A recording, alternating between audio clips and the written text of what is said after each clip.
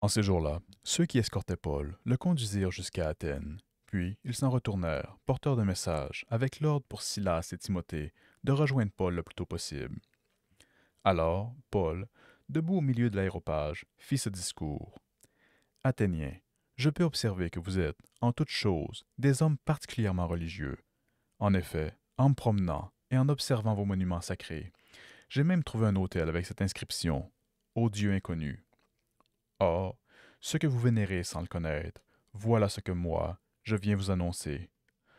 Le Dieu qui a fait le monde et tout ce qu'il contient, lui qui est Seigneur du ciel et de la terre, n'habite pas dans des sanctuaires faits de la main d'homme. Il n'est pas non plus servi par des mains d'homme comme s'il avait besoin de quoi que ce soit. Lui qui donne à tous la vie, le souffle et tout le nécessaire. À partir d'un seul homme, il a fait tous les peuples pour qu'ils habitent sur toute la surface de la terre, fixant les moments de leur histoire et les limites de leur habitat.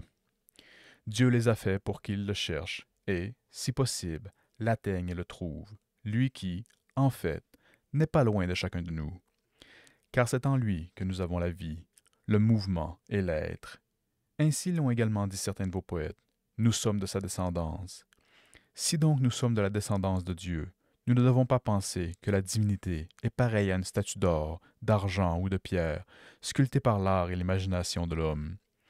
Et voici que Dieu, sans tenir compte des temps où les hommes l'ont ignoré, leur enjoint maintenant de se convertir, tous et partout. En effet, il a fixé le jour où il va juger la terre avec justice, par un homme qu'il a établi pour cela, quand il l'a crédité auprès de tous en le ressuscitant d'entre les morts. Quand ils entendirent parler de résurrection des morts, les uns se moquaient et les autres déclarèrent: Là-dessus, nous t'écouterons une autre fois. C'est ainsi que Paul, se retirant du milieu d'eux, s'en alla. Cependant, quelques hommes s'attachèrent à lui et devinrent croyants. Parmi eux, il y avait Denis, membre de l'aéropage, et une femme nommée Damaris, ainsi que d'autres avec eux. Après cela, Paul s'éloigna d'Athènes et se rendit à Corinthe.